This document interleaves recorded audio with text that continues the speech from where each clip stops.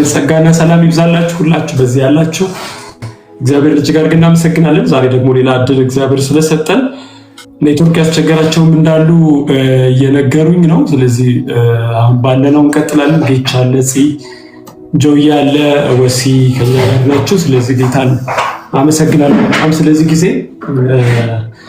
ሳምንታችሁ በጣም ጥሩ እንደነበር አስባለሁ። እግዚአብሔር የተባረከ ይሁን። ከዚህ በፊት በተወያየናቸው ውይይቶች ቢውልድ እያደረግን የመጣ ነው የእግዚአብሔር መንግስት ሐሳብ አለ። ስለዚህ እሱ ላይ እየቀጠልን እንሄዳለን ማለት ነው እግዚአብሔር በረዳን መጠን። ከዚህ በፊት በነበሩን ፕሮግራሞቻችን ላይ በተለይ ሪከርድ እያደረግን ዩቲዩብ ላይ ሪፕላይ ወይም ደግሞ እሱን ያስቀምጠናቸዋል። እዛ ላይ በጣም ብዙ ወገኖች እያዩ እየተጠቀሙ እንዳሉ ምስክርነቶች ይነግሩኛል። ከተለያዩ አቅጣጫዎች በእውነት ብዙ መልእክቶችን አግኝቻለሁ። እግዚአብሔር እንዴት እየረዳቸው እንዳለ አይኖቻቸውን እየገለጠ እንዳለ ይነግሩኛሉ። የዚህ ስብስብ የዚህ ጉባኤ የዚህ መሰባሰብ ዋናው ዓላማው ብቸኛ ግቡ እሱ ነው። አካሉን የሚያንጽ ወደ ክርስቶስ አካል ወይም ደግሞ ወደ ክርስቶስ ሙላት የሚደርስ ማንነትን በእያንዳንዳችን ውስጥ መፍጠር ነው። ይህን በማድረግ ደግሞ ማይንድ ትራንስፎርሜሽን የምንለው ዋና ነገር ነው። እግዚአብሔር በጣም እየረዳን ነው ማለት ነው።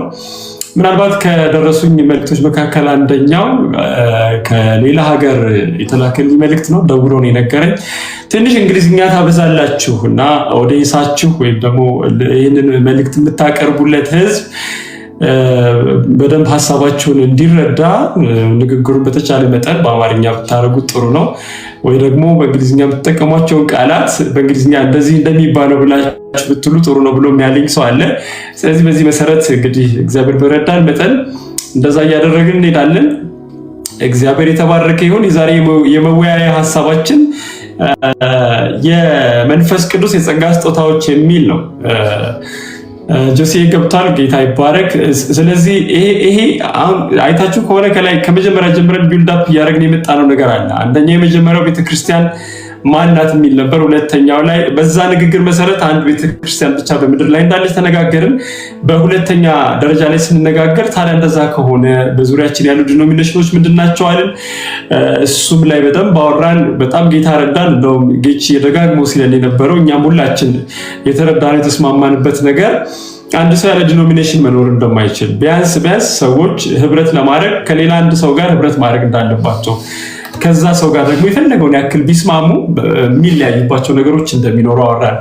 ስፔሻሊ ጆስዬ ዩኒቲ እና ዩኒፎርሚቲ የሚለውን ሀሳብ በደንብ በሚገልጽ መልኩ አብራርቶ የነገረን ሀሳብ በጣም ድንቅ ነበር። እግዚአብሔር እኛን ራሳችንን እየጠቀመን እንዳለ አስባለሁ። ያንኑ ሀሳብ በደንብ ለማጠንከር ከዛ በኋላ አካልነት የሚል ሀሳብን አወራን።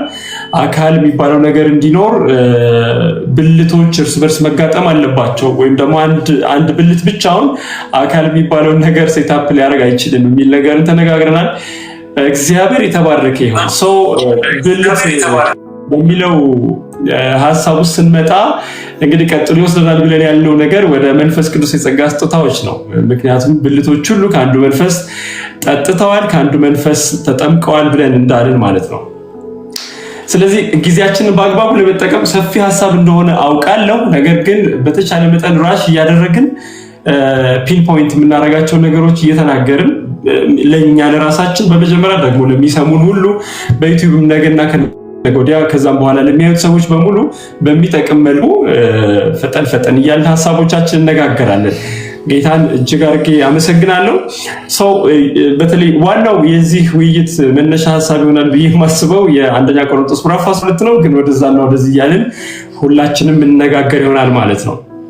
ሁልጊዜ እንደምናደርገው የመጀመሪያው ነገር በቃላቱ ፍቺ ውስጥ በጣም ብዙ ነገር ይገለጻል ብዬ አስባለሁ እና የጸጋ ስጦታ ማለት ምን ማለት ነው የሚለውን፣ ጸጋ ራሱ ማለት ምን ማለት ነው፣ እንደገና ስጦታ ማለት ምን ማለት ነው የሚለውን ሀሳብ ተናግረን ከዛ ቀጥሎ ላሉት ነገሮች ብንሄድ በጣም ጥሩ ይመስለኛል። እኔ ጌቼ በጣም እንዲህ አይነት ጊዜያት ላይ በጣም በተንተን አድርገው ነገሮችን ስለሚያወራ መጀመሪያ ላይ እሱ ጋር ብሄድ በጣም ደስ ይለኛል። ጌቼ ይሰማል አይደለ? የጸጋ ስጦታ ማለት ምን ማለት ነው የሚለው ሀሳብ ላይ ጀምረን እንሄዳለን ማለት ነው። ጌታ ይስባል። እሺ ቴንኪው፣ አመሰግናለሁ። ተባረክ። እንግዲህ እንዳነሳው የጸጋ እንግዲህ እንግሊዘኛ ላለማድረግ በተቻለ መጠን ሞክራለሁኝ። የሆነ ይሄ እኔና ሀብትሽ አንድ አስተማሪ ነበሩን ዶክተር ኤፍሬም የሚባሉና ወይ በአማርኛ ወይ በእንግሊዝኛ ተናገሩ ነው የሚሉና እሳቸውን ካጣም በኋላ እንደገና ጠፍቶ ተቀይጫለሁኝ። እስኪ ሞክራለሁኝ። ስለዚህ ያው ሀብትሽ እንዳነሳው የጸጋ ስጦታ የሚለው ነገር ከሁለት እንዳነሳው በእኛ ሁለት ቃል ነው። እንግዲህ ዋናውን በሚያመጭ እንግሊዝኛውም ጊፍት ኦፍ ግሬስ ነው የሚለው፣ በዋናው እናጠናለን የሚሉ ሰዎች በግሪክ በቃን ነቃን የሚሉት ደግሞ አንድ ቃል ነው ይላሉ። ካሪስማታ ነው ይላሉ። እኔ አንድ መጽሐፍ ነበረኝ መጽሐፍ ቅዱስን ለመረዳት የሚጠቀመኝ ምንድነው የሚለው መጽሐፍ ቅዱስን በሚገባ ለመረዳት ነው ትርጉም ነውና ደስ የሚለው ሲጀምረው መጽሐፍ ቅዱስን በትርጉም መረዳት ይቻላል ብሎ ነው የሚጀምረው። ግን ወደ ውስጥ ገባ ብሎ ደግሞ በሌላ በዋናው ማጥናት ደግሞ የተሻለ ነው ይላልና ስለዚህ አማርኛውን በቂ ነው ከሚል ጀምራለሁኝ። ቅድም እንዳነሳው የጸጋ ስጦታ የሚል ሁለት ቃል ጸጋና ስጦታ የሚል ስለዚህ ጸጋ ምንድነው የሚለውን ለማየት ደግሞ ምህረት ምንድነው የሚለውን አብረን ብናይ ጥሩ ነው። ጸጋ ያው እንደምናውቀው ለማይገባ የተሰጠ ይሄ ነገር ስለ ጸጋ ስጦታ ስናወራ ትልቅ ይዞን የሚሄድ ዋና ነጥብ ነው ማለት ነው። ለማይገባው ሰው የተሰጠ የሚል ነው እና ለቆሮንቶስ እንደውም አንዴ ያልተሰጣችሁ ትንሽ ትቢት ወጠር ሲያደርጋቸው ያልተሰጣችሁ ነገር ምን አለ ከተሰጣችሁትስ እንዳልተሰጣችሁ ለምን ትሆናላችሁ ይላል። በቅንፍ ያውና ቤተክርስቲያን እና እኛ እንደማለት ነው። ስለዚህ ጸጋ የሚለው ለማይገባው ሰው የተሰጠ ሲሆን ምህረት ከሚለው ጋር ደግሞ በተቃራኒው ለሚገባው ሰው ያልተሰጠ ሲገባን ያልተሰጠን ይሄኛው ደግሞ ለሚገባው ሰው ለማይገባው ሰው የተሰጠ ማለት ነው። ስለዚህ የጸጋ ስጦታ የሚለው ነገር ጸጋ በራሱ ወይም ግሬስ ሁለቱን አቻ ለማስኬድ ያህል ለማይገባው ሰው የተሰጠ ነው። ስለዚህ የጸጋ ስጦታ ብለን ደግሞ ስናይ ይህ ስጦታ አካሉን ለማገልገል ለእያንዳንዱ ብልት እና ለእግዚአብሔር ክብር አልቲሜትሊ ለእግዚአብሔር ክብርና የክርስቶስን የበላይ ለማድረግ የተሰጠ በአካሉ ውስጥ እያንዳንዱ ብልት ከሌላው ብልት ጋርና አካሉን ለማነጽ የተሰጠ መንፈሳዊ ስጦታ ነው ማለት ነው። ስለዚህ ከክህሎት ጋር እንዳናያይዘው እንደውም ብዙ ጊዜ መጽሐፍ እንደሚነግረን በድካማቸው ወይም ለማይችሉ ሰዎች ሲሰጣቸው እናያለን። ምንድነው ከችሎታ እንዳልሆነ ለማሳየት ማለት ነው። ስለዚህ ጸጋ ስጦታ ወደ ክህሎት አይወርድም፣ ክህሎትም ወደ ጸጋ ስጦታ አያድግም። ነገር ግን የጸጋ ስጦታና ክህሎት ሊመጋገቡ ግን ይችላሉ። ለምሳሌ ምንድነው ተናጋሪ የሆነ ሰው ሰባኪ ቢሆን በጣም ጥሩ ሊሆን ይችላል። ነገር ግን እንደ ሙሴ ያለው እንኮልታፋም በፈርዖን ፊት አቆሞ የሚያናግር ይሆናል ማለት ነው። የጸጋ ስጦታ የሚባለው እንደውም እግዚአብሔር ምንድነው ጸጋውን መግለጥ ሲፈልግ ከኛ እንዳልሆነ ነገር ግን የሱ ፍጹም ጸጋ እንደሆነ ለማሳየት ሲፈልግ እንደውም የሚጠቀመው የማይችሉትን ነው። ከዚህ ምን እንደምናየው ገና ከመጠራታቸው ስናየው የገሊላ አሳ አጥማጆችን እና እንደውም እስራኤላውያን እና ኢየሩሳሌም እነዚህ ያልተማሩ የገሊላ ሰዎች ብለው ሲንቋቸው እናያለን። ሐዋርያት ሥራም ላይ እንደምናየው ማለት ነው። ስለዚህ የጸጋ ስጦታ የምንለው ቅድም ያልተገባ የሚል አለ። ሁለተኛ ስጦታ የምትለው ቃል እርን ያገኘነው ሳይሆን የተቀበልነው ማለት ነው። ስለዚህ ይሄ እርንድ ሳይሆን ሪሲቭድ የሚለው ምንድነው? ያገኘ ነው የለፋንበት ሳይሆን የተቀበልነው። ክሬዲት የሌለን ማለት ነው። ሶሪ ክሬዲት የሌለን ማለት ነው። የለም ዜሮ ተባረክ። ዜሮ ክሬዲት በምንም መልኩ እንትን ስለሆንኩ ነው አንዳንዴ ምንለውም ነገር የለም ማለት ነው።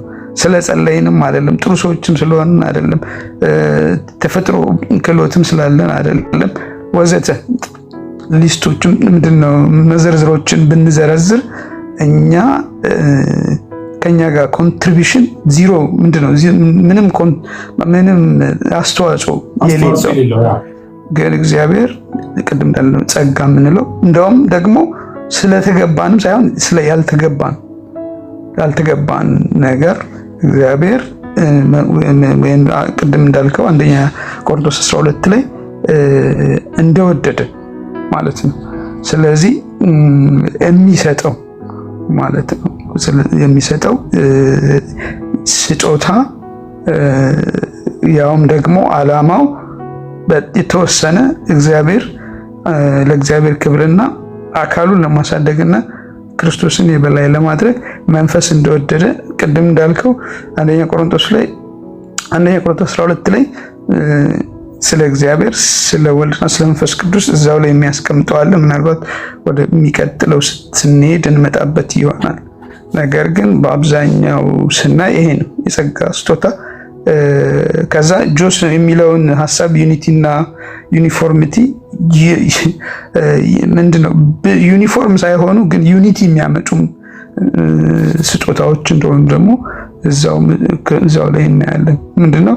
ስጦታ ልዩ ልዩ ነው፣ መንፈስ ግን አንድ ነው፣ እግዚአብሔርም አንድ ነው፣ ጌታም አንድ ነው ይላልና አልቲሜትሊም ደግሞ በመጨረሻም ደግሞ ለአካሉ የተሰጠ አካሉን ለማነጽ አካሉን ለማሳደግ የተሰጠ የእግዚአብሔር ስጦታ በመንፈስ ቅዱስ አማካኝነት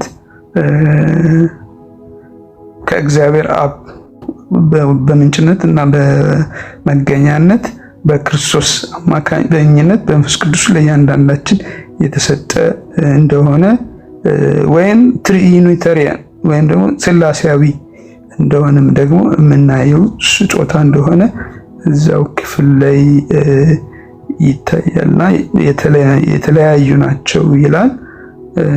ግን አንድነት ደግሞ ይሰራሉ። ይሄንን እንደምናየው በአካል ነው። አሁንም ጳውሎስ ከአካል አልወጣም። ራስ የሆነው ክርስቶስ አለ፣ አካሉ የሆነች ቤተክርስቲያን አለ። እኛ ደግሞ ብልቶቹ እያንዳንዳችን ለአካሉ መታነጽና ወደ ጎን ቨርቲካሊ እና ሆሪዞንታሊ እና ደግሞ እርስ በርሳችን ስለዚህ ኢንዋርድ አውትዋርድ እና አፕዋርድ በአማርኛ ወደ ውስጥ ወደ ውጭና ወደ ላይ እንድናገለግልበት የተሰጠን ስጦታ ምንድነው? ሰርኩላር ወይም ክባዊ ትንታኔ እንዳይሆንብኝ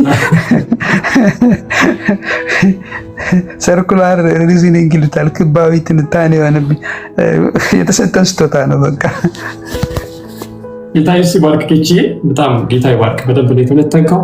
አብዛኛዎችን ወደፊት ልንሄድባቸው ያሉትን ሀሳቦች በአንድም በሌላም ኦልሞስት ነካክታቸዋል።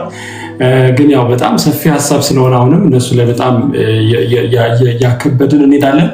ስለዚህ አሁን በተነጋገርነው መሰረት የጸጋ ስጦታ ማለት ላልተገባው ሰው የተሰጠ ከራሱ ከእግዚአብሔር አብ የሆነ በክርስቶስ ኢየሱስ በኩል በመንፈስ ቅዱስ አማካኝነት ብልቶች ለሆነ ለኛ ለሁላችን የተሰጠ ለራሱ ዓላማ ለእግዚአብሔር አብ ክብር እና ለሰው ልጆች ጥቅም የተሰጠ መንፈሳዊ ስጦታ ነው የሚለው ሐሳብ በጣም የመጨረሻ ማሰሪያ ነው። የጸጋ ስጦታ ማለት የሚለው የጸጋ ስጦታ ለማን የተሰጠው የሚለው ሐሳብ በጣም መሰረታዊ ይመስለኛል። ከዚህ በኋላ ባለው ሁኔታ ጌጅ ትንሽ አውርቷል። በእርግጥ ግን በደንብ ለመነጋገር ያክል እሱ ላይ ምክንያቱም እያንዳንዳችን ጋር ይህ ሐሳብ በደንብ መድረሱና አእምሯችንን ማግኘቱ በጣም መሰረታዊ ስለሆነ በአካል ውስጥ የጸጋ ስጦታ ያልተቀበለ ሰው አለ ወይ ደግሞ የጸጋ ስጦታ እየተመረጠ ነው ወይ የተሰጠው ለማን የጸጋ ስጦታ የተሰጠው የሚለውን ወሲያ ያለ አይደለ ይሰማል አለውኛ አትሻው አለው። እሺ፣ ስለዚህ ይሄን ጥያቄ ወደ አንተ ነው ማመጣው። አሁን በአካል ውስጥ የጸጋ ስጦታ ያላገኘው ሰው አለ ወይ? ደግሞ ለማን የተሰጠው የጸጋ ስጦታ የሚለውን አንተ ጋር ላምጣው። እሺ ቅዱሳን እንደምን አላችሁ? ሰላም ናችሁ ወይ? ጌታ ደግሞ ምሕረትን አብዝቶ በዚህ ሁኔታ ዛሬ እንዲህ ስላገናኘን ጌታን እጅግ አድርጌ አመሰግናለሁ። ጌች ቅድም መግቢያው ላይ ስለ ጸጋ ስጦታ ምን ማለት እንደሆነ በሰፊው ይሏል። እንዳልከው ማብትሽ አሁን ያነሳውንም ጥያቄ በተወሰነ ደረጃ ነካ አድርጎታልኝ። ቅድም ስለ ጸጋ ስጦታ የጸጋ ስጦታ ምንድነው ለሚለው ያው ጌች እንደተናገረው ያለው ሆኖ የጸጋ ስጦታ ማለት አንድ ሰው በተፈጥሮ ካለው ተሰጦ የተለየ ማለት ነው። ቅድም ጌችም ተናግሮታል። እንዴት ነው የተለየ የምንለው ስንለው ማንም የተፈጥሮ ስጦታ በመወለድ ወይም በተፈጥሮ ማንነቱ አብሮት የሚመጣ ማንነት እንደሆነ እናውቃለን። ይህኛው ግን የጸጋ ስጦታ ግን ዳግመኛ ሰው በክርስቶስ ኢየሱስ ሲወለድና በመንፈስ ቅዱስ ወይም መንፈስ ቅዱስ በውስጡ ሲያድር እግዚአብሔር ለቤተ ክርስቲያን አገልግሎት እንዲውል በመንፈስ ቅዱስ አማካኝነት የሚሰጠው ልዩ መለኮታዊ ችሎታና አቅም ነው። ያው ጌች ቅድም በደንብ አድርጎ ተናግሮታል። በተለይ የተፈጥሮ ችሎታንና የጸጋን ስጦታ እንዴት እንደሚመጋገቡ የተናገረበት ነገር በጣም ኢንጆይት። ይህን ካልኩኝ ወደ አሁኑ ጥያቄ ስንመጣ ለማን ነው የተሰጠው ስንል መጽሐፍ ቅዱስ ነው ለኔና ለእናንተ መሰረታችን። በአንደኛ ቆሮንቶስ ያው ምዕራፍ 12 ቅድም ሀብትሽም እንዳልከው አብዛኛውን ስለ ጸጋ ስጦታ በብዙ የሚናገርበት ክፍል ያለው እዛ ላይ ነውና ቁጥር 7 ላይ እንዲህ ይላል፣ ነገር ግን መንፈስ ቅዱስን ለመግለጥ ለእያንዳንዱ ለጥቅም ይሰጠዋል ይላል። ለምን ለየአንዳንዱ? ምን ማለት ነው ለእያንዳንዱ? እንግዲህ እኔና እናንተ ካለን ፐርሴፕሽን ወይም የመጣንበት ሃይማኖታዊ አስተምህሮ ወይም ያደግንበት አንዳንድ ሁኔታዎች የምናያቸው ሲቹዌሽን ጸጋን ስጦታ ለሆነ አካል አድርጎ የመሳል ማንነት የመለማመድ ማንነት እንደዚህ አይነት ነገሮች ያው ባለው ሁኔታ የምናየው ነገር ነው። ግን መጽሐፍ ቅዱስ የሚለን ሰው በክርስቶስ ኢየሱስ ዳግመኛ ሲወለድ በአካል ውስጥ መጥቶ ሲጋጠም ባለፈው 3 ሳምንት ሙሉ ስንነጋገር እንደነበረው ያ ሰው የአካል ብልት ስለሚሆን ብልት ደግሞ ያለ ፋንክሽናል ወይም ደግሞ ያለ ተግባር ስለማይኖር ያ ተግባር ነው ጸጋ ማለት። ያም ብልት በአካል ውስጥ መጥቶ ሲጋጠም ይዞት የመጣ አንድ አገልግሎት አለ። አካሉን ለማነጽ የሚያገለግለው አገልግሎት አለ። የትኛውም ብልት ማለት ነው። ሁልጊዜም ስንነጋገር እንደምንነጋገረው የኛን ባዮሎጂካል ብልቶቻችንን ወይም የኛን የአካላዊ ብልቶቻችን ብናይ አንድም ብልት ያለ ፋንክሽን የለም ብለን ካል ያ ፋንክሽን የምንለው ወይም ደግሞ አገልግሎት የምንለው ያ አካልን ለማነጽ ለብልቱ ለአካልን ለማነጽ የተሰጠው ጸጋ ነው። ስለዚህ ሁሉም ሰው በክርስቶስ ዳግመኛ የተወለደ ሰው በአካልን ለማነጽ የተሰጠው ጸጋ አለ። ስለዚህ በእኛ ፐርሴፕሽን ወይም ደግሞ በመጣንበት ወይ ልዩ ለሆነ አካል ዘሶኮልድ አገልጋዮች ለምንላቸው ወይም ደግሞ ፓስተሮች ለምንላቸው ወይም ለነቢያት ለምንላቸው ለሐዋርያት ብቻ አይደለም። እነሱ በእርግጥ ነው ብልት ስለሆኑ ጸጋ አላቸው፣ በዛ ጸጋቸው አካልን ያንጻሉ። ነገር ግን ለነሱ ብቻ አይደለም። በአካል ውስጥ ሁሉ ላለ ብልት የጸጋ ስጦታ አለው። የጸጋ ስጦታ ተሰጥቷል። ማንም ብልት ባዶውን አይደለም፣ ወይም ደግሞ ያለ ፋንክሽን አልተፈጠረም፣ ወይም ደግሞ ያለ ፋንክሽን በአካል መጥቶ አልተጋጠመም። ይህ ነው የመጽሐፍ ቅዱስ መረዳቶች ውስጥ የምንመለከተው ነገር።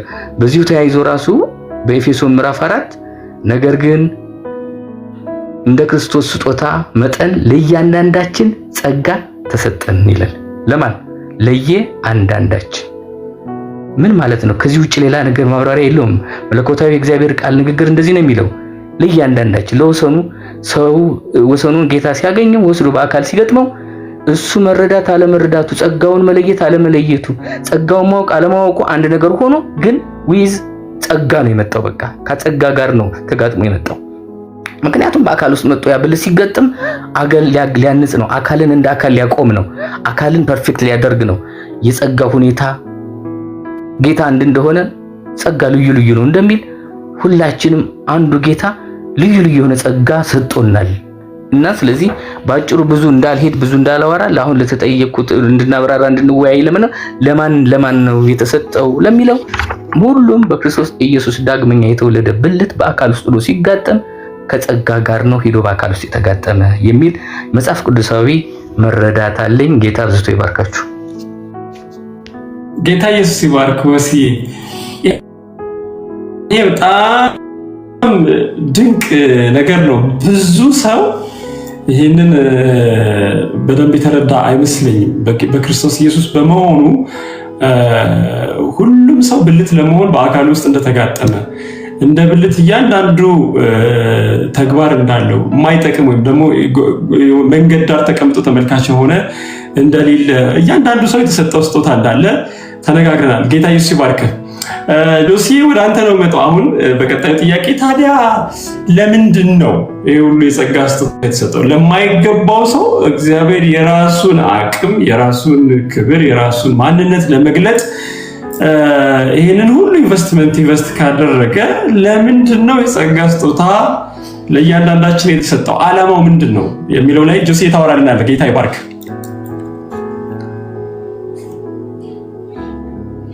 እንዴት አመሻችሁ? ሰላም ነው ወይ? በጣም ደስ የሚል ማብራሪያዎች ከጌችም ከወሰኑም እየሰማው ነበር። ተባረኩ።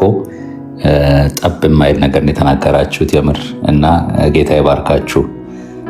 ወሰኑ ፖስት ያደረጋት እንደገና ሪፖስት እያየው ነበር። ለሁሉም ሰው በክርስቶስ ኢየሱስ ዳግመኛ ለተወለደው ሁሉ በጣም በቃ ይሄ አንዳንድ ጊዜ ኦቨርሳይት የምናደርገው ነገር ለአገልጋዮች ወይም በጸሎት ለተጉ የሚመስለን ጊዜ አለ። ሁላችንም ባለፈው ሳምንት ሀብትሽ ጌታ ይባርክ አመጣጣችን በቃ እየወረደች ቱ ዘ ሌቭል ኦፍ ሎስት ዲቴል እየሄድን ነው። አሁን በቃ እያንዳንዱ ብልት እንዴት ፈንክሽን ያደርጋል ከየት አምጥቶት ብለን ከጸጋው ብለን ነበር። ባለፈው ከጸጋው የተነሳ ብለን ነበር እና እንደዛ ከሆነ የጸጋ ደግሞ የሚለው ዲፋይን አድርገናል። አሪፍ። እንደው ስፔሲፊክ ዝም ወደ ዓላማው ስገባ ዓላማው ምንም አንድና አንድ ነው፣ አካሉን ለማነጽ። ምክንያቱም ከቤተ ክርስቲያን ጀመርን፣ ወደ አካል ወረድን፣ ከዛ ስለ ብልት አወራን። ከብልት ደግሞ አሁን ስለ እያንዳንዱ ብልት እንዴት ፈንክሽን እያደረገ፣ ስለዚህ ይሄኛው ትንሿ ዲቴይል ወይም ትንሿ ዝርዝር የምትመግበው ዋናውን አካል ዓላማው አካልን ለመመገብ ነው። ስለዚህ የጸጋ ስጦታ የተሰጠበት ዋና እና በቃ ብቸኛው ዓላማ የክርስቶስን አካል የሆነችዋን ቤተ ክርስቲያንን ለመገንባት ነው። በቃ በአጭሩ ይሄ ነው። ትንሽ ከሱ ደግሞ ወረድ ስናደርገው ሌሎችን ለማገልገል፣ ወንድሞችን ለማገልገል አሁን የጸጋ ስጦታ አልተሰጠኝም ብለው የሚያስቡ ሰዎች ለካ ጸጋ ስጦታ ተሰጥቶናል የሚል አንደርስታንዲንግ ውስጥ እንመጣለን አሁን። ስለዚህ ሌሎችንም ለማገልገል ሁለተኛው እንትን ሲሆን፣ ሶስተኛው እና ደግሞ ሌላው መሰረታዊ ነገር ደግሞ እግዚአብሔርን ለማክበር መሆን አለበት። ብዙ ጊዜ ፐርሰናሊ ቡስት ልናደርግበት ወይም ራሳችንን ክበን እንትን ልንልበት አይደለም። ጌች ዲፋይንስ ሲያደርግልን ለማይገባ ሰው የተሰጠ ነው ያለን። ምን እያሰብኩኝ ነበረ? እኔ ደሞዜን መስሪያ ቤት ሰርቼ ልቀበል ሲሄድ ደረቴን ነፍቼ እጄን በኪሴ ከትቼ ነው የሚሄደው። ምክንያቱም የሚገባኝ ስለሆነ ስለሰራሁበት፣ ስላገለገልኩበት ደሞዜን ለመቀበል ቡስት አድርጌ ነው የሚሄደው። ስለዚህ ይሄኛው ግን ይሄ ጸጋ ግን እኔ ሳይገባኝ የተቀበልኩት እስከሆነ ድረስ ሌላ የሚከብርበት አካል አለ። ስለዚህ እኔ ምንድነው የሚጠበቅብኝ? ሀምብል መሆን፣ በትህትና መሆንና እንትን መሆን ነው። ይሄ ማለት እግዚአብሔርን ማክበር፣ እግዚአብሔርን ለማክበር ነውና ምናልባት ይሄ ሶስቱ ዓላማዎች ያወራኋቸው የክርስቶስን አካል የሆነችውን ቤተክርስቲያን ለመገንባት፣ ሌሎችን ለማገልገል እና እግዚአብሔር ለማክበር ከሆነ ዓላማው ያልሆነው እያየነው ያለነው ፕራክቲካል የሆነውን ነገር በዚህው ተቻርጊያት ማለፍ ስለፈለግኩኝ እችንም እንትን ልበላት አትሺ ለግልዝና አይደለም ሰዎችን ለመወዳደር it's not about competition ቤተክርስቲያን ውስጥ አይደለም የምንወዳደርበት የራሳችን የሆነ ዓለማዊ ታለንት አለን ተወዳድረን ፖዚሽን የምናገኝባቸው የራሳችን የሆኑ ፕሮፌሽናል እንትኖች አሉን ይሄ ግን it's not about ስለ ፕሮፌሽን አይደለም ይሄ እግዚአብሔርን ስለማገልገል ስለሆነ ከሰዎች ጋር ተወዳድረን የምናመጣው ወይም ደግሞ ለመወዳደር የምንጠቀምበት ነገር አይደለም የራሳችንን ዝና ለመገንባት የምናደርገው አይደለም ራስን ከፍ ለማድረግ ወይም ደግሞ ገንዘብ ለማግኘት የተሰጠን ነገር አይደለም በጭራሽ እነዚህ ነገሮች በጣም በቃ ቦልድ ሆነን ማስቀመጥ ስላለብን ሁላችንም እኔንም ጨምሮ ከዚህ በኋላ የሚሰሙትም ሰዎች እንዲረዱት ነው ስለዚህ ስጦታው የመንፈስን መግለጥ ለጋራ ጥቅም የተሰጠ መሳሪያ እንጂ ለነዚህኞቹ እንትን አይደለም በሚል ባጭሩ ይሄን ላለው ሀብትሽ ተባረክ ጆሲዬ ጌታ ኢየሱስ ይባርክ በቃ አይ ዊሽ ሁሉም ክርስቲያን ይሄንን የእውነት ከልቡ ቢረዳውና እግዚአብሔር የሰጠውን ፕሪቪሌጅ ወይም ደግሞ በጣም ልዩ ስፍራ ቢያውቅ በአካል ውስጥ ያለውን እንደ ብልት የተሰጠውን ከፍ ያለ የከበረ ቦታ ቢያውቅ እግዚአብሔር ጋር ያለውን አብሮ የመስራት እድል ቢረዳ ቤተክርስቲያን እንዴት ትሆን ነበር ብዬ አስባለሁ እና በጣም ደስ ይለኛል ጌታ ኢየሱስ ይባርክ ጆሲዬ ጥያቄውን አሁን መውረድ ላድርገውና ጆዬ አለ አይደል ይሰማል ወጣ ገባ ስትል ስለነበር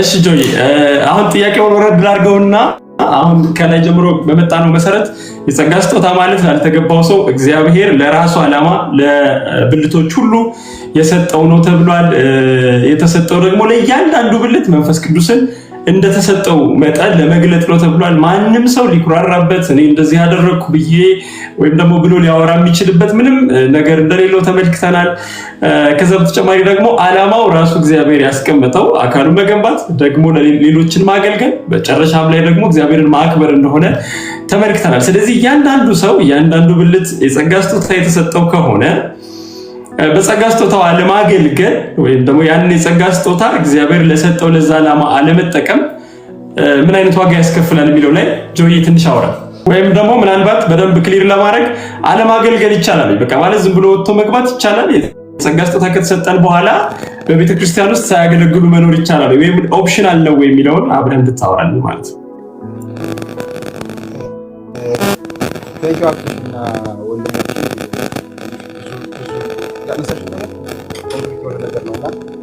ድምጽ አይሰማም ጆይ ድምጽ አይሰማም አሁን ይሰማል አሁን ደህና ነው ልጆች መንፈሳዊ ፊልም እያዩ ወጥቼ ስለሆነ ከቤት በዛ ይቻላል አዎ ይቻላል ተችሎ ምናልባትም አንዳንዶቻችን የምንኖረው ህይወት እሱ ስለሆነ ከማገልገል ርቀን የእግዚአብሔርን ፊት ከመፈለግ ርቀን ወይም እግዚአብሔር የሰጠንን ጸጋ ኤክሰርሳይዝ ከማድረግ ተገድበን ቸርች ውስጥ ግን አቴንድ የምናደርግ ሰዎች ሆነን የተመላለስንባቸው ጊዜያቶች ስላሉ ውጤቱ ምንድነው ሲባል እግዚአብሔር በነፃ ለነፍሳችን ለስጋችን ቤተክርስቲያንን ለማነጽ የሰጠንን ነገር ወደ መለማመድ ወደ መስራት ባላመጣ ነው ልክ የህይወት ምልልሶቻችን ጤናማ ከመሆን ይጎድላሉ ብዙ ጊዜ እነኚህ የተገለጡ ናቸው ሰው እግዚአብሔር በሰጠው ጸጋ ልክ እግዚአብሔር ራሱን ታምኖ በሰጠው ነገር ልክ ፍሬያማ የሆነ እንቅስቃሴ ውስጥ ባልገባ ቁጥር ድርቀትን ለህይወቱ ይጋብዛልና ያንን የህይወት ልምምድ በዚህ ህይወት ውስጥ የምናልፍ ሰዎች ምናልባት ቀምሰነው ልናቅ እንችላለን የምታገለግሉ ሰዎችን አይመለከትም ከአገልግሎት ርቀን ያለን ሰዎች ካለን ምናልባት ግን ምንድነው ይሄንን ያደረግንበት ምንድነው ሲባል እኔ አንደኛው ብዬ ማስበው ሰጪውን መናቅ ነው ብዬ ነው ማስበው ማለት ሰጪውን ካለማክበር ሰጪውን እውቅና ካለመስጠት የመነጨ ነው ሌላው ደግሞ ምናልባት አሁን በዚህ ዘመን የምናያቸው አንዳንድ ልምምዶች በሰዎች ህይወት ውስጥ አፕ ኤንድ ዳውን ይፈጥራሉ ብዬ አስባለሁ ለምሳሌ ያየን አይደለ? የክርስትና ልምምዶች ጤነኛ ወደ አለመሆን እየመጡ ነው ያሉትና የለኝም ብሎ የሚያምን ማንነት በውስጣችን እንዲፈጠር እስከሚያደርግ ድረስ የምናያቸው ልምምዶች አቢዩዝ አድርገውናል ብዬ አስባለሁና ምናልባት እነሱም አንደኛው ሌላኛው ምክንያቶች ሊሆኑ ይችላሉ። ግን እግዚአብሔር በእያንዳንዳችን ውስጥ ራሱ ቤተክርስቲያንን ለማነጽ ያስቀመጠው ጸጋ እንዳለ የምናምን ሰዎች ከሆን ምናልባትም በዚህ ውስጥ ያለን ሰጪውን ማክበር ነው። ያንን ነገር አውጥቶ ለቤተክርስቲያን አገልግሎት መልሶ ማዋል፣ እሱን አለማድረግ ደግሞ ከሰጪው ጋር ያለንን ህብረት ያሳያል። ለምሳሌ ልጄ ትናንትና ተመርቋል። ሰዎች የሆነ ስጦታ አምጥተው ሰጥተውታል። እግዚአብሔር ይስጥልኝ ማለት ብቻ አይደለም፣ ያንን ያመጡትን ነገር ደግሞ አድርጎ ማሳየት ደግሞ ሰጪውንም ደስ ያሰኛል፣ የተቀባዩንም ደግሞ ለሰጠው ሰው ወይም ለሰጠው አካል ያለውን ዋጋ ያሳያል። እና እግዚአብሔር በውስጣችን ያስቀመጠው ጸጋ አለ። አዎ አለ። አማኞች በሆን ጊዜ በክርስቶስ ኢየሱስ አዲስ ፍጥረት በሆን ጊዜ ያ የተቀመጠብንን ጸጋ የሚመጥን ህይወት ምልልስ ውስጥ መግባት ደግሞ ትክክለኛ የሰዎች ባህሪ ሊሆን ይገባል ብዬ አስባለሁ። የአማኝ ካራክተር አንዱ ሊሆን የሚገባው እግዚአብሔር የሰጠውን ጸጋ መሬት ላይ ማዋል ነው፣ እንደገና ለቤተክርስቲያን መልሶ መስጠት ነውና ወደሱ ልምምድ መምጣት አለብን ወይ? እግዚአብሔር በቤተክርስቲያንም በዚህም ህብረት ውስጥ ደግሞ እየመከረን ያለ እሱ ነው። ግን እንደዚህ አይነት ክፍተቶች አሉብን ወይ ሲባል አዎ የብዙዎቻችን ክፍተት ይሄ ነው ብዬ ነው የማምነው። እና ምክንያቶቹ ደግሞ የተገለጡ ናቸው። እንደተባለው አንዳንዴ ኦፊሻል በሆነ በሚታይ ሁኔታ ጸጋው ያ ለእግዚአብሔር ለቤተክርስቲያን የሰጠው ጸጋ ላልተፈለገ ዓላማ እየዋለ ስንመለከተው ወይ ይሄ ነገር በትክክልም እግዚአብሔር በዚህ ዘመን ይሄን ነገር መስራት አቆሟል እንዴ ብለን እስክናስብ ድረስ የምናያቸው አንዳንድ ልምምዶች ስላሉ በዛ ውስጥ ኢንቮልቭ ላለማድረግ ላለመሳተፍ ይወሰን ልንሆን እንችላለን። በሮች ተዘግተው ደግሞ ያለንን በውስጣችን ያለውን ጸጋ ደግሞ እንዳናወጣ ደግሞ የተዘጉ በሮች ሊገጥሙን ይችላሉ። ምናልባት ደግሞ እንደተባለው እግዚአብሔርን ባለማገልገል ምንም ፊልም ማናረግ ምንም የማይሰማን አይነት ሰዎች ሆነን ደግሞ እየተመላለስን ያለንን ሆነን ሊሆን ይችላል። እኔ የሚሰሙኝ እነኚህ ነገሮች ናቸው። ጌታ ኢየሱስ ይባርክ። ጆዬ እግዚአብሔር ይባርክ።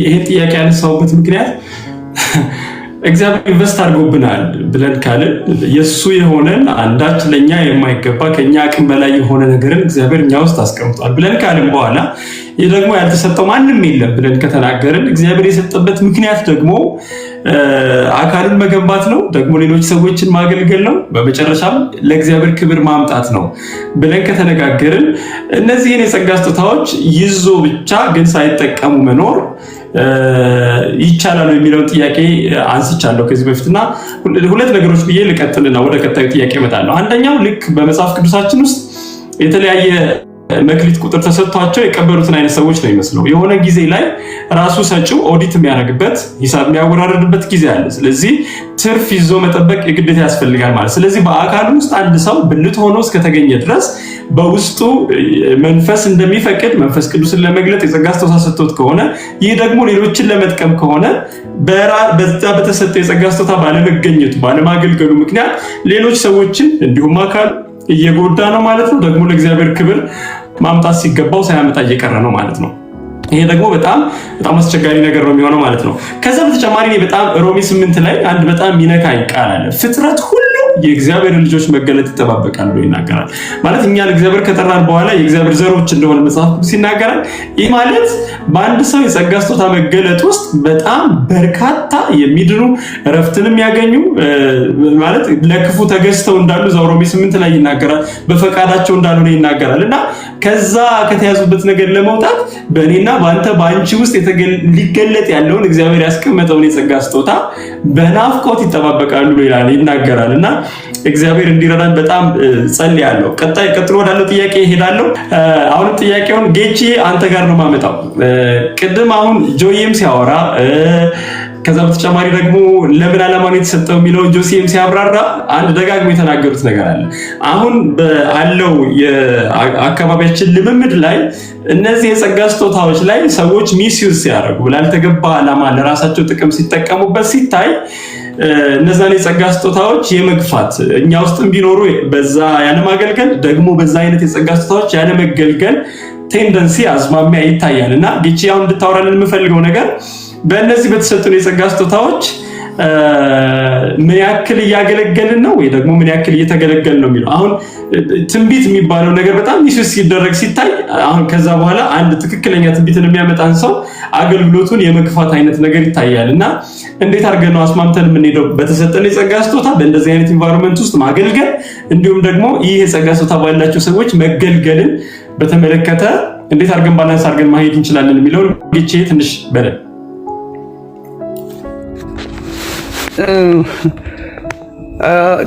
ባለፈውም አሁን ጆስ እያለ ነበር ያለ ጆስ ሁለተኛው ያለ ጸጋ ተጻፈም አይታችሁ እንደሆነ እንዴ የሚገባ አይደለም። ሁሉ ነገር በአግባብና በስርዓት ይሁን ነው። ስለዚህ ሁሌም የክርስትና ትግል መሆን ያለበት አለ አይዲያል ወይ ዘ ፐርፌክት ሲቹዌሽን ወይም እግዚአብሔር ፐርፐዝ እንደነው እግዚአብሔር እንዳቀደው መሆን ያለበት አለ። ደግሞ ነባራዊ ሁኔታውም አለ። ስለዚህ ነባራዊ ሁኔታውን ይዘን መድረስ ያለብን መንገድ ደግሞ ከፊታችን አድርገን በሁለቱ መካከል የምናደርገው ጉዞ ከፍታና ዝቅታ ነው ብዬ እወስዳለሁ እኔ። ስለዚህ ከመንትን ከማለት በፊት ሰው አልኩኝ። ስለዚህ ምን ያህል እየተጠቀምን ነው የሚለውን ስንመጣ ጥቂት ወይም ምንም የሚል ነው የኔ ምንም ለማለት ባልችልም ጥቂት የሚለው የሚያስማማ ይመስለኛል። ስለዚህ ማስረጃ እንቁጠር ካል ብዛቱም ጥራቱም ነው።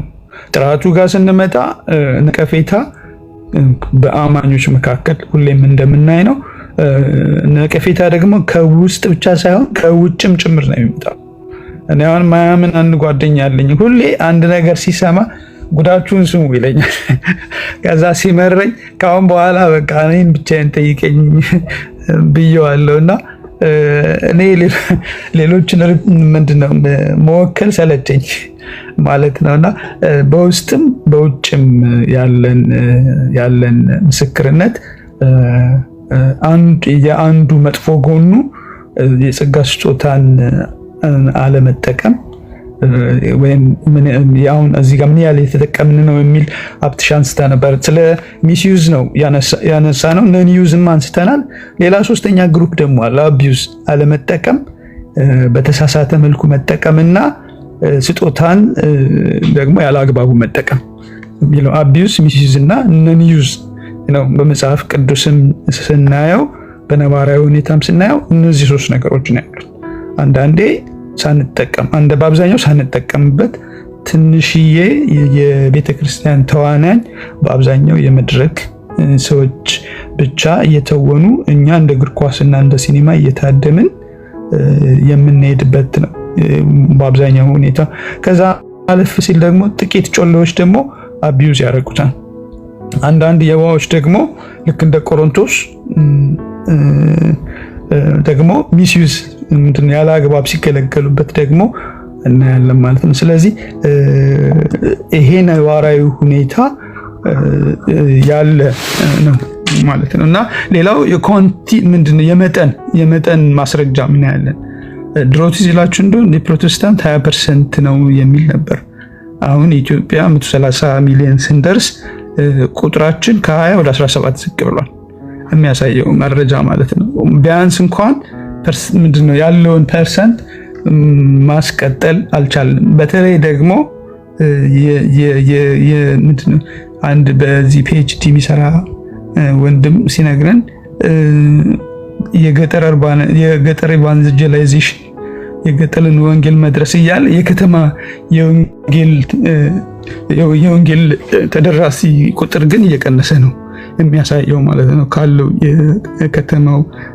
የከተማ እድገት ጋር በዛው መጠን እያደገ የከተማው ዲክላይን ዝቅ እያለ ሲሆን የገጠሩ በአንጻሩ ይሻላል። በአጠቃላይ ግን ዞሮ እንዳገን ደግሞ ካለፈው ዓመት ይልቅ እየቀነሰ ነው የሚያሳየው። ስለዚህ ቀደምም ጆስ እንዳነሳው የእግዚአብሔር ክብር አካሉን መገንባትና እርስ በርስ አገልግሎት ማድረግ የሚል ነው። ኢንዋርድ አፕዋርድ እና አውትዋርድ ለዋለው። ስለዚህ እሱን ባለማድረጋችን አንዱም ይሄ ወንጌል ሰባኪነት አንዱ ከጸጋ አንዱ ስጦታ ነው እንዳየ ነው ማለት ነው ከዝርዝሮቹ። ስለዚህ እሱን አለመጠቀማችን ነው ማለት ነው። ስለዚህ ይሄ ነባራዊ ሁኔታ ካለ እንዴት ባላንስ ምትቀደም እንዴት አቻችለን እንሂድ የሚለውን ነገር ስናይ ስለዚህ ይህንን ነገር ለማድረግ ሁለት ነው። አንዱ ከቤተ ክርስቲያን፣ አንዱ ደግሞ እንደ አማኝ ድርሻችን ሁለት ነው ማለት ነው። የቤተ ክርስቲያን ድርሻ አለ፣ በአብዛኛው ከኛ ውጭ ነው። የአሁኗ ቤተ ክርስቲያን ሃይሊ ኦርጋናይዜሽናል ሃይሊ በከፍተኛ ሁኔታ ተቋማዊ ስለሆነች ከኛ ተጽዕኖ እና ቁጥጥር በጣም ውጭ ነች። የአንድ ሰው መናገር የአንድ ሰው ድርሻ ትንሽዬ። ስለዚህ ይህንን አቻችሎ ለመሄድ ከቤተ ክርስቲያን ተጽዕኖ ይልቅ እያንዳንዳችን እንደዚህ በህብረትና እንደ አንድ አማኝ የምናደርገው ተጽዕኖ የጎላ የሚሆነው እሱ ነው። ከዛ የኛ ተጽዕኖ ደግሞ ወደ ቤተክርስቲያን አልፎ ሊደርስ ይችላል ብዬ አስባለሁ። ስለዚህ ይህንን ባላንስ ስናደርግ መልሱ የሚሆነው እስካሁን ያወራው አንደኛ የጸጋ ስጦታ ሁሉም ሰው እንዳለው አሁን እኔ ጆስ ሀብትሽ ወሲ ጆስ ፂን ይሄ ሊሆን ይችላል ስጦታ ይሄ ሊሆን ይችላል። ምንድነው እንድናውቀው መርዳትና ባወቅነው ቁጥር ደግሞ ምንድነው ፋንተ ፍሌም እንደሚለው ጳውሎስ ጴጥሮስን ምንድነው ባንተ ያለውን ጸጋ አነሳሳ፣ አበረታታ፣ አቀጣጥል እንደሚለው እንድናቀጣጥል እርስ በርሳችን የተረዳዳን። ቀደም ደግሞ ስለ ሂዩሚሊቲ ሲያወራ ነበር ጆስ። ስለዚህ አይደንቲፋይ ምንድነው ከለየም በኋላ ደግሞ ያንን ነገር ከኛ እንዳልሆነ በትህትና መያዝ እንዳለብን፣ ከዛ ላላቸው ሰዎች ደግሞ እውቅናና አክብሮት መስጠት። ምንድነው እኛ የምናደርገው ትንቢት ሚስዩዝ አቢዩዝ ከተደረገ ትንቢት አያስፈልግም ብለን ምንድነው ከሊስት ከዝርዝር ውስጥ እንሰርዛለን። እሱን ሳናደርግ ይልቁንም ልክ ጳውሎስ እንዳደረገው በቆሮንቶስ ቤተክርስቲያን ውስጥ ምንድነው ሚስዩዝ እና አቢዩዝ ሲበደልና ለተለየ ዓላማ ሲጠቀሙበት እሱን ማረም ነው። በማረም በማስተካከል ላይ ሆን ብሎ ሲስት ያየነው ሰው እንኳን ባይሆን ወይም ሆን ብሎም ቢሆን እንደዚህ ቢሆን ብለን በማቅናት እኔ ገላትያን ስናጠና አንዴ የገባኝ ነገር አለ። ድሮ አራሚ ነበርኩኝ እንደ ናይክ ጫማ ኤክስራይት ነበር የምሰጠው። ገላትያን ካነበብኩ በኋላ መንፈሳዊ ነኝ ካልክ ነው የሚለው እናንተ መንፈሳዊ የሆናችሁ ሰው በየዋህነት አቅሙት ነው። ከዛ በኋላ እንትኔን የተለወጠው ኤክስራይት መስጠት አቁም ያለው ማለት ነው። ከሆንኩ እኔ ነኝ ማቅናት ያለብኝ አሁን በየዋህነት እና ስለዚህ በማቅናትና በማቃናት ላይ የተመሰረተ ቢሆን ስለዚህ ቢያንስ እነዚህ ነገር ብናደርግ ባላንስ ለማድረግ ምናልባት ይረዳ ይሆናል ብዬ አስባለሁ። የቤተክርስቲያንም ሮል አለ። በእርግጥ ግን ምንድነው ተግባር የቤተክርስቲያን ተግባር ግን ቅድም እንዳልኩት ትንሽ የራቀ ነው። ሁሉም ብልት አለ ብላ ማመን ምንድነው ለእያንዳንዱ ሰው እድል መስጠት የሚባለው አሁን ትንሽ ከባድ ነው። ከዛ ብዙዎቹ ደግሞ በስህተት እንዳይፈነጩ ሁሉም ፈትኑ ነው የሚለው መጽሐፍ ቅዱሳችን። በተለይ ደግሞ ትንቢት የሚናገሩትን ፈትኑ ነው የሚለውና ሁሉንም ስጦታ ደግሞ እኩል ማክበር። ግን በእኛ ዘመን እንደምታዩት 5 ማይሞሉ አሉ በጣም የሚከበሩ። ከዛ ሲቀጥል ደግሞ ስፔሻላይዝ ያደረጉ ልክ እንደ ሆስፒታል ስፔሻላይዝ ያደረጉ ቤተክርስቲያኖች አሉ። ለመዝሙር እንትናጋ፣ ለትምህርት እንትናጋ፣ ለትንቢት እንትናጋ፣ የሚል ግን መጽሐፍ ቅዱስ በአንድ ቤተክርስቲያን ሁሉም ቅድም ወሲም አንስቶታል ብልቶች ስለሆንን ማይጠቅም ብልት የለውም። እንደውም እሱን እያወራ ስለ አፔንዲሳይት ምንድነው ድሮ አፔንዲሳይት ኢንተርፋንጀት ስንማር ጥቅም የለውም ብለው ነበር። አሁን በተደረሰበት ጥናት እንደውም ዋና በተለይ ደግሞ ትሬኒንግ ለምንድን አንቲባዮቲክ የመከላከያ ስርዓታችንን ትሬኒንግ በመስጠትና ጥሩ ባክቴሪያዎችን ማጠራቀሚያ ካምፕ በመሆን የሚያገለግል ነው አፔንዲሳይት እንኳን የሚባለው ኢንተርፋንጀት ማለት ነው። ስለዚህ ብዙም ሰዓት እንዳልወስድ እዚህ ጋር ላሳጥረውና የቤተክርስቲያን ድርሻና የእያንዳንዳችን ድርሻ አጣምረን አቃንተንና አቅንተን ቢሆን ምናልባት አንድ እርምጃ ወደፊት ለመሄድ ያስችል ይሆናል ብዬ አስባለሁ። ጌታ ይስባርክ ጌቼ፣ በጣም ጥሩ ማብራሪያ ነው የሰጠን። በተለይ አሁን ቤተክርስቲያን እድል መስጠት የሚለው ሀሳብ ላይ ትንሽ ልበልና ቀጥሎ ወዳለው ጥያቄ ሄዳለሁ። ማለት የመጀመሪያው ቤተክርስቲያን ማናት ብለን ያልነው ሀሳብ በጣም መሰረታዊ ሆኖ የሚታየው እዚህ ላይ ነው። ምክንያቱም እዚህ የሆነ አዳራሽ ውስጥ ያለው ጉባኤ አይደለም ቤተክርስቲያን። ቤተክርስቲያን ማለት እኔና እናንተ ነን። በተለያየ ስፍራ የሚገኙ በክርስቶስ ኢየሱስ አማካኝነት አምነው ከመንፈሱ ተጠምቀው ከመንፈሱ ዳግመኛ ተወልደው በክርስቶስ አካል ውስጥ የተጋጠሙ ብልቶች ናቸው ብለን ካልን የመድረክ እድል አያስፈልገንም ማለት ነው። ምሳሌ እኔ አስተማሪ ከሆንኩኝ ወይ ደግሞ የትንቢት የጸጋ ስጦታ ካለኝ እዛ ያለው አወቃቀር እድል እየሰጠኝ ኦፍ ኮርስ እድል ሲሰጡኝ ሄጄ ማገልገል ግዴታ አለብኝ።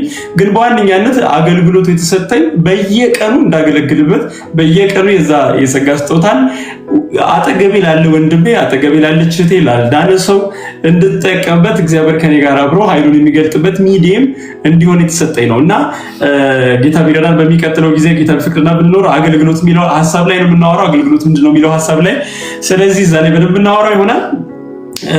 ወሴ አንተ ጋር ልምጣ። አሁን ይሄ ቅድም ጌች ያላቸው ሚስዩዝ አቢዩዝ እና ነኒዩዝ ብሎ ያላቸው ነገሮች አሉ።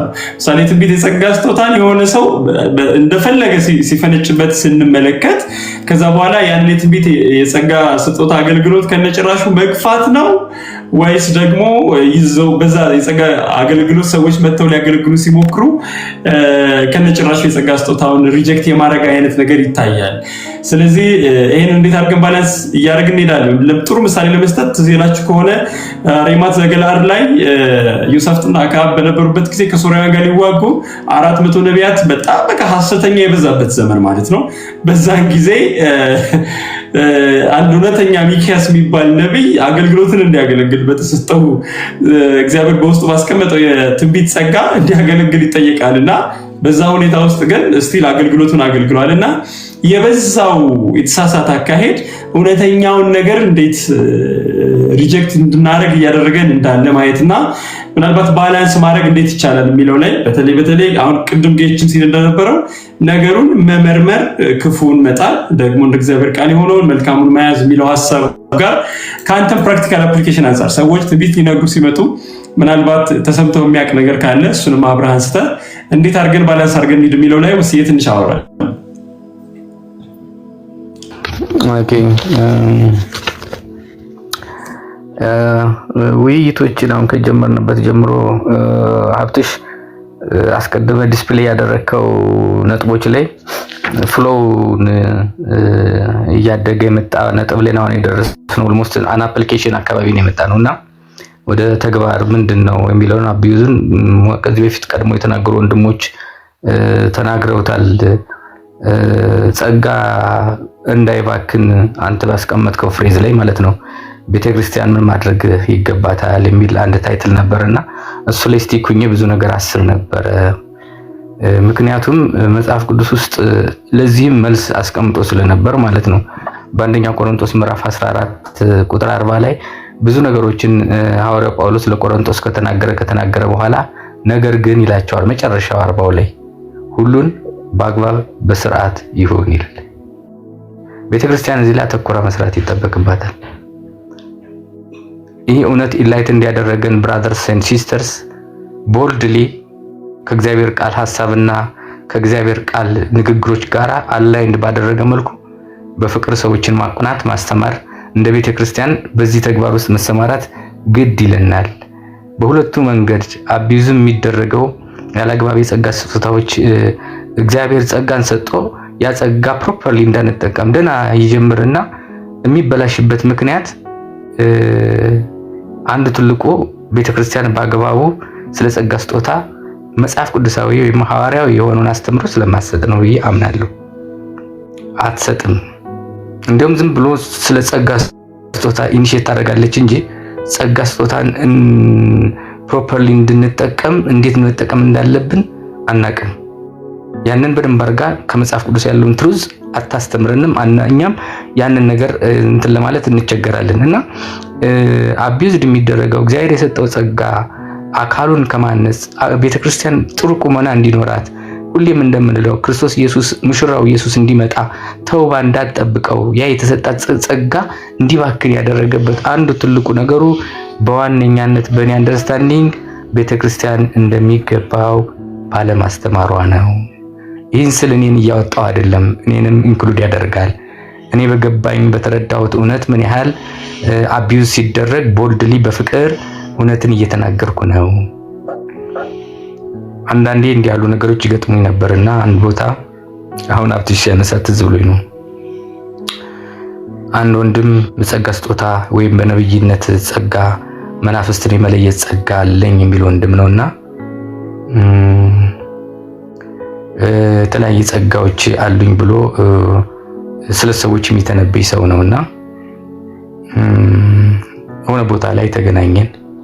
የሆነ ነገር ስለ እግዚአብሔር ቃል ትንሽ ተነጋገር። እኔ ተነስቼ ተለይቼ ስወጣ ያ ወንድም ተከትሎ መጣና እግዚአብሔር ስላንተ የሚል ነገር አለ አለኝ። ምንድነው እሱ አልኩት። የሆነ ነገር አወራኝ።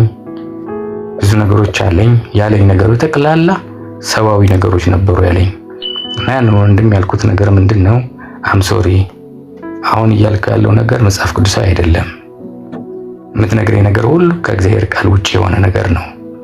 ስለዚህ እሱነን በዚህ አግባብ በዚህ መንገድ ሰዎችን አቢዩዝ ባታደርግ ደስ ይላል። ምንም መሰረታዊ የእግዚአብሔርን ቃል አሁን በተናገርከው ንግግር ውስጥ አንድም የእግዚአብሔር ነገር የለበትም። ሰው የሚሸት ሰዋዊ ነገር ነው አልኩት ያን ወንድም። ከዛ እሱም ወዲያው ጥፍ ብሎ ሄደ። ሊያገኘኝም አልወደድም። ከዚያ በኋላ ከዚህ በፊት 1-2-3 ቦታ ላይ አላስፈላጊ ነገሮችን በተለይ ሀብት አላቸው ገንዘብ አላቸው ወደሚባሉ ሰዎች እየሄዱ እንዲህ አይነት ነገሮች እየተናገሩ መብሰል ከሌለ በእግዚአብሔር ቃል ማደግ ከሌለ ያ ትንቢት ምንጩ ምን እንደሆነ የምንለይበት የእግዚአብሔር ቃል ነው። እኛም የምንሰማው የሚናገረውም ሰው በእግዚአብሔር ቃል ነው ጋይድድ የሚደረገው። የሚሰማው የሚነገረውን ነገር በደንብ አድርጎ መለየት የሚችለው በእግዚአብሔር ቃል ውስጥ ያለውን እውነት ሲረዳ ነው። ተናጋሪውም በደንብ የእግዚአብሔርን ጸጋ ፕሮፐርሊ መጠቀም የሚችለው ያ የእግዚአብሔር የቃሉ ሙላቱ በውስጡ ሲኖር ነው። የመንፈስ ቅዱስ ነው ጸጋው ሙሉ ሲሆንለት ነውና አንዱ ትልቁ ቤተክርስቲያን ውስጥ ፈተና የሚሆነው ስለ ጸጋ ስጦታ ያለው ፕሮፐር የሆነው ሐዋርያዊ አስተምሮ የሚገባውን ነው ብዬ አላምንም። ሌላው ትልቁ ፈተና አቢዩዝድ የሚደረግበት ይሄ ማስተማሩ ችግር እንዳለ ሆኖ ደግሞ በትንሹ ያጸጋ በቅዱሳን ላይ ሲታይ ማበረታታት እድል መፍጠር በጣም ዝግ ነው። ሁሌም እንደምለው ቤተክርስቲያን በብዙ ዋንማን ወይም የተወሰኑ ሰዎች ብቻ እንቅስቃሴ የሚታይበት ሆነ። ሌላውን ክሪፕል እንዳደረገው፣ ሌላውን ጸጋ አዳፈነው፣ ሌላው ጸጋ እንዳይወጣ አደረገ። ስለዚህ ትልቁ እግዚአብሔር ለቤተ ክርስቲያን የሰጠው ጸጋ አቢዩዝድ የተደረገበት ወይም ደግሞ የባከነበት መንገድ አንዱ እድል መፍጠር ሆን ብሎ ሁሌም እናገረዋል። ሆን ብሎ ሰይጣን የሰራው ትልቁ አሁን በዚህ ዘመን ባለችው ቤተ ክርስቲያን በቃ የአካሉን ፋንክሽናሊቲ ማጥፋት ነው። እነዚህን ኦፖርቹኒቲዎች እንዳይፈጠሩ በማዳፈን በቃ ዋንማን እኛም በአንድ በሆነ በሁለት ሶስት በብልቶች ላይ ዲፔንድ እንሆናለን። ሌላው ዝም ብሎ ቁጭ ባይ ነው የሚሆነውና ትልቁ የጸጋ ቢዩዚቲ ወይም ደግሞ እንደሚገባው ያለመጠቀማችን አንዱ ነገር ሌላው የትምህርት ውጥረት እንዳለ ሆኖ እድል አለመፍጠር ሌላው ትልቁ ነገር ነው። በተጨማሪው ደግሞ እድል አለመፍጠር ብቻም አይደለም ቅድም ጌችሁን የተናገረው ማስታጠቅና መምራት ላይ በውስጥ ያለውን ጸጋ ማነሳሳት በቃ ያንሰናል። ማቀጣጠል በውስጣችን ያለውን ጸጋ ማነሳሳት ለአካሉ። ምክንያቱም ብዙ ሰዎች ያንን በውስጣቸው ያለውን ጸጋ እንዲያውቁት የሚያደርገው የመንፈስ ቅዱስን ኃይል ስናነሳሳ ነው። ከእጅ መጫን ጋር በውስጣቸው ያለውን የመንፈስ ቅዱስን እሳት ሲነሳሳ ነው። ሰው በዛ በውስጡ ያለው ጸጋ ምን እንደሆነ አውቆ ለአካሉ ጥቅም ማዋል ቢችልበት ብዬ አምናለሁና እነሱ ነገሮች የማነሳሳቱ፣ የትምህርቱ እድል የመፍጠሩ፣ የማበረታታቱ ችግሮች አሉ። ትልቁ ግን ሚስዩዝዱ ግን አስተምሮ ችግር ነው። ሚስዩዝድ የሚደረገው ያስተምሮ ችግር ነው። ሰው ጸጋ ለምን እንደተሰጠው ጸጋ ከራሱ ክህሎት ከራሱ ማንነት ከራሱ ብቃት እንዳልሆነ እንዲሁ እግዚአብሔር እንዲሁ የሰጠው ለአካሉ እንደሆነ ይህን እውነት በደንብ መረዳት ማወቅ አንዳንዴ ልናውቅ እንችላለን፣ ፕራክቲካሊ ግን አንኖርበትም። በአብዛኛው ጸጋ ስጦታ ያለውን ሰው ይህን ብትነግረው አዎ ለአካሉ ነው ይልሃል፣ ግን ፕራክቲካሊ በተግባር ግን አይታይም። እሱ በቃ ጌታን ሲጋርደው ነው ሲሸፍነው ነው የምታየው። በቃ ጌታ እንዳይታይ ሲያደርግ ነው። ቅድም ጌች ማነው ጆስ ተናግሯል።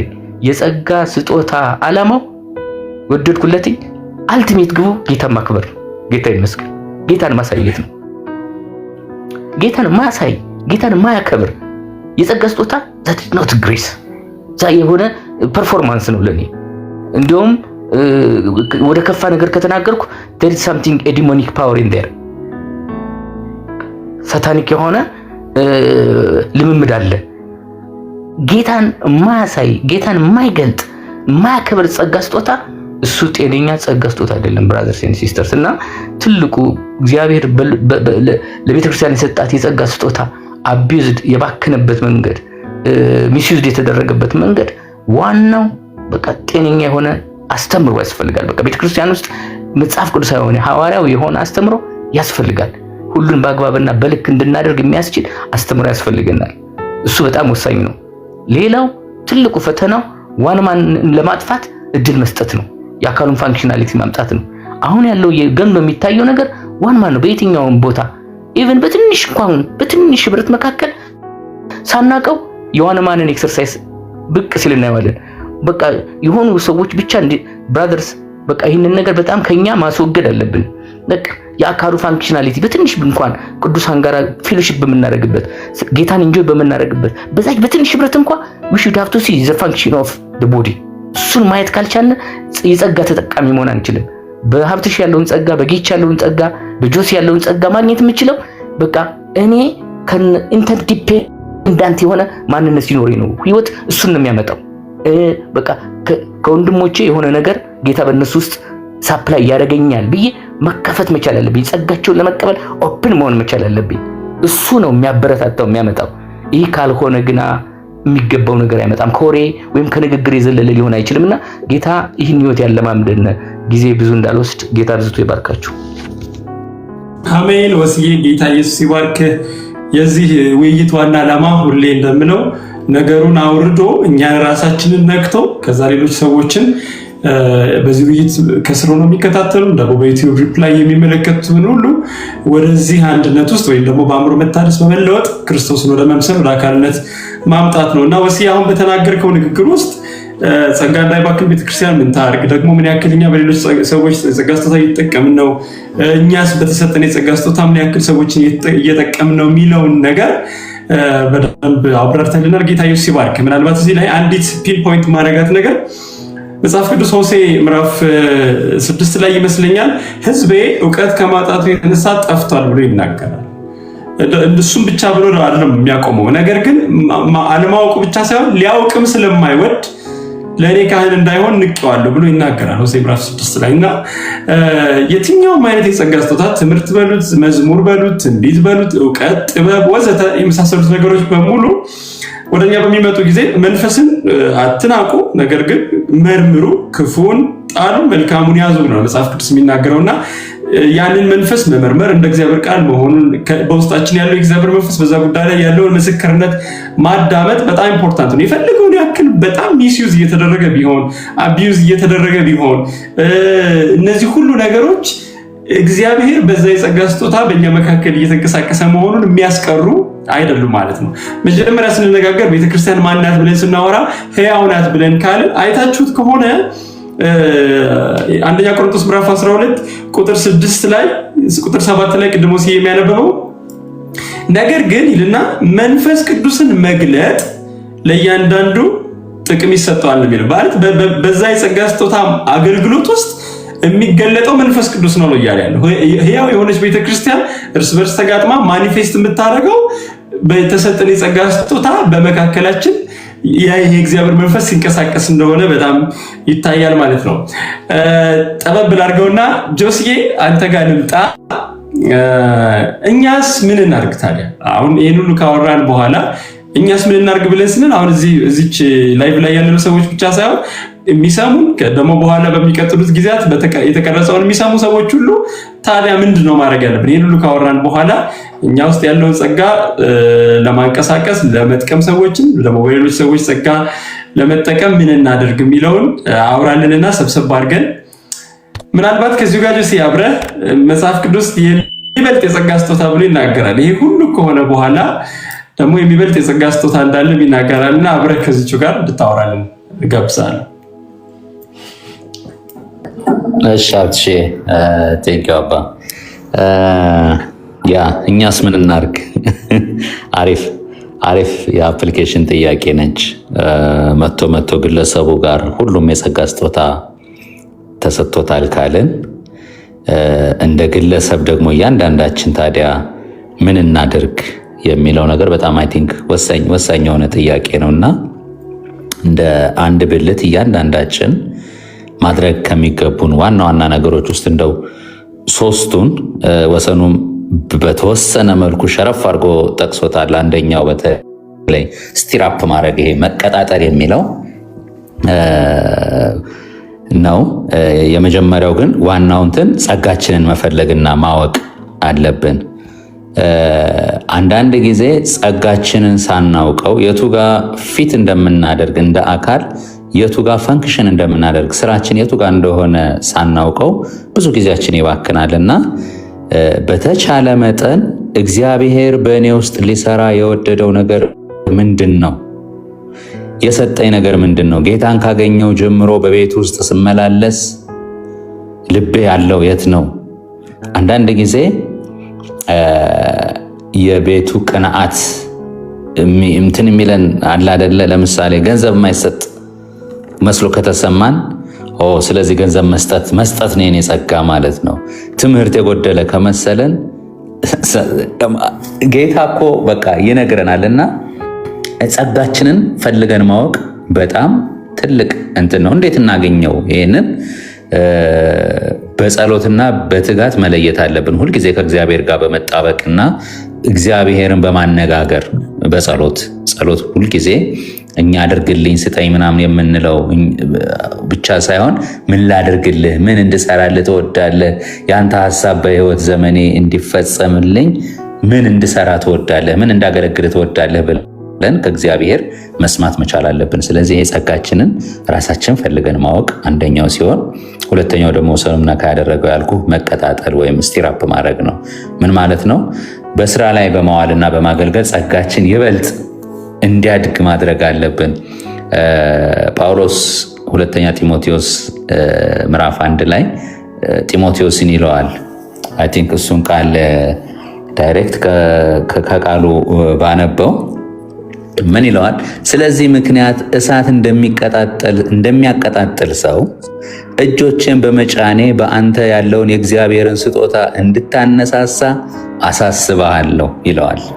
እና ይሄ በቃ ዴይሊ ማድረግ ያለብን አንደኛው እንደ አንድ ብልት ማድረግ ካለብን ነገር ውስጥ አንዱ ነው። ማቀጣጠል አለብን። በስራ ላይ በመዋልና በማገልገል ጸጋችን ይበልጥ እንዲጎለብት እንዲያድግ ባለፈው ጌች ቦዲያችንን ቢውልድ ለማድረግ ስፖርት እንሰራለን እንዳለው ሁሉ ጸጋ ደግሞ ይበልጥ ይቀጣጠል ያድግ ዘንድ ደግሞ ይበልጥ ማገልገል እንዳለብን ነው። ሶስተኛው ደግሞና መሰረታዊ ነገር ደግሞ በትህትና መመላለስ። እኔ ይህንን የምለው ለምንድን ነው? በትህትና መመላለስን በጣም እደጋግመዋለሁ። ምክንያቱም ጸጋ ከትህትና ጋር ነው።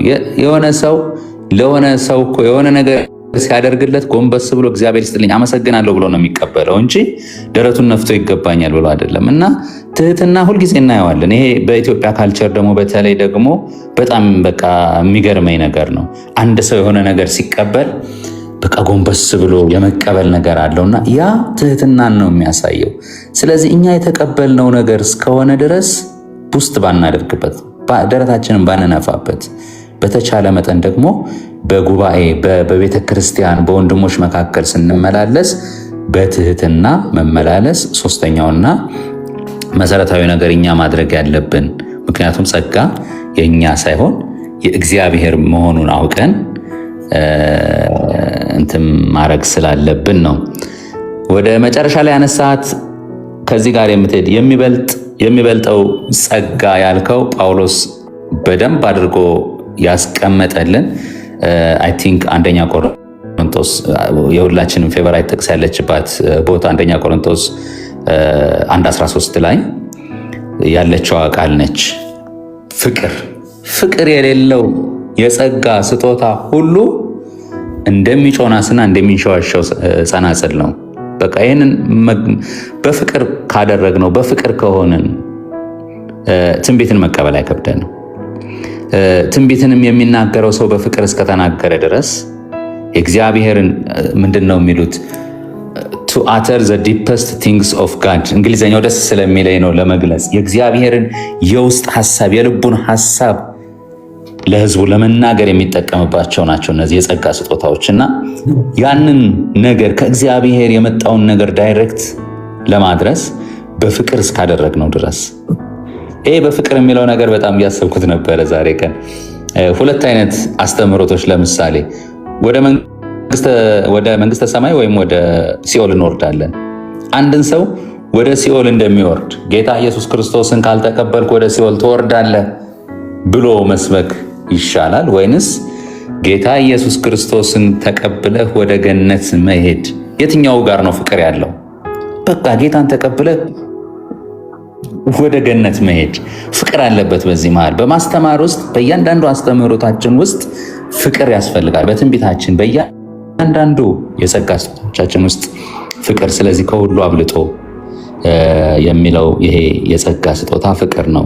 ፍቅር ካለ በፍቅር የሆነ ጸጋ በቃ ቤተ ክርስቲያን ጌታ ኢየሱስ ክርስቶስ ወዳለመላት ፐርፌክሽን ትሄዳለች ብዬ አስባለሁ። ሀብትሽ ተባረክ።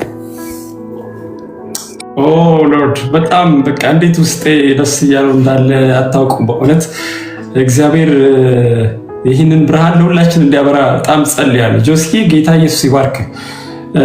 ትህትና፣ ፍቅር በጣም አንድ እግዚአብሔርን እንደሚገባው ያወቀ የተረዳ ሰው የጸጋ ስጦታ ምንም አይነት ከሱ ጋር የተገናኘ ነገር እንደሌለው ያወቀ ይልቁንስ እግዚአብሔር ድል እንደሰጠው እንዲያገለግል እግዚአብሔርን እንዲያከብር መንፈስ ቅዱስን እንዲገልጥ ሌሎችን እንዲጠቅም የሰጠው ድል እንደሆነ አውቆ በጣም ፕሪሺየስሊ የሚይዘው በጣም እንዴት የተወደደ ነገር እንደሆነ በጣም አይተናል። እና እኛ ምን እናድርግ የሚለውን ሀሳብ በደንብ አድርገህ ያወረድክልን። ስለዚህ የጸጋ ስጦታዎቻችን እንለይ። ከዛ ደግሞ ከለየን በኋላ እነዛን የጸጋ ስጦታዎች ልክ ሰው ራሱን ሌላ ነገር እንደሚያለማምድ ወይ ስፖርት ሰርቶ ሰውነቱን እንደሚያጠነክር እንደዛው በተሰጡን የጸጋ ስጦታዎች ሌሎችን በማገልገል በመንቀሳቀስ የበለጠ በጥቂቱ የታመነ መጽሐፍ እንደሚናገር በብዙ ይሾማል እንደሚል የበለጠ በእኛ ውስጥ ግሎ እንዲያደርግ እንዲወጣ በትህትናና በፍቅር ያንን እያደረግን መቀጠል ይኖርብናል የሚለው በጣም መሰረታዊ ነገር ነው። አሁን እንዳልነው የጸጋ ስጦታዎች በእያንዳንዳችን ውስጥ እንዳሉ እናውቃለን እና እነሱን የማነሳሳት ድርሻ ደግሞ የእያንዳንዳችን ነው። በአንደኛ በጆስ ውስጥ ያለውን ጸጋ የማነሳሳት ጉዳይ የእኔ የራሴ ነው። ምክንያቱም ጥቅሙ ለእኔ ስለሆነ ማለት ነው። አሁን ሁሌ ላለው የመጀመሪያውን መጽሐፌን ሪቪው ካደረጉልኝ በጥልቀት ሪቪው ካደረጉልኝ ሰዎች ውስጥ ጌች አንዱ ነው እና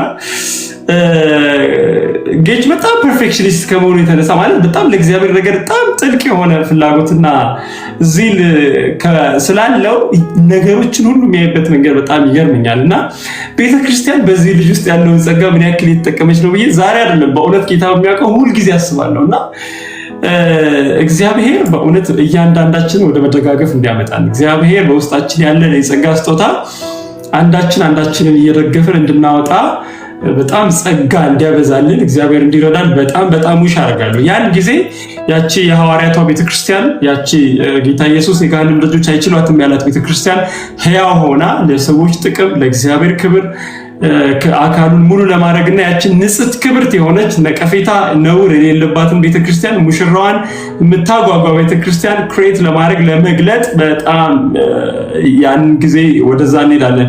መከሩ በጣም ሰፊ ሆኖ እያለ ግን ሕያው የሆነች የጸጋ ስጦታዎች የተገለጡባት ቤተክርስቲያን እንደሚገባ መንፈስ ቅዱስን በመግለጥ እየተንቀሳቀሰች ባለመሆኑ ምክንያት አሁን የምንላቸው ነገሮች በሙሉ እየተገለጡ ይታያሉና ምንድነው አሁን ሐሰተኛ ነቢያትን አንተ ሐሰተኛ ነህ ያኛው ሐሰተኛ ነው በማለት ሳይሆን እውነተኛ የሆነ እግዚአብሔር ጸጋ ያለባቸውን ነቢያት በማስነሳት ነው ቤተክርስቲያን የምትዋጋው እንጂ የቃላት ጋጋታ መግለጫ ነው ወዘተ ማውጣት አይደለም። እውነተኛ አስተማሪዎች ሲወጡ የስተት ትምህርት ባይ ዲፎልት ጨለማ ስለሆነ በእውነተኛዎቹ ውስጥ ያለው ብርሃን እንዲገፈፍ ያደርገዋልና ጌታ በእያንዳንዳችሁ ውስጥ ያለውን የጸጋ ስጦታ እንዲያነሳሳ በእውነት ጸልያለሁ።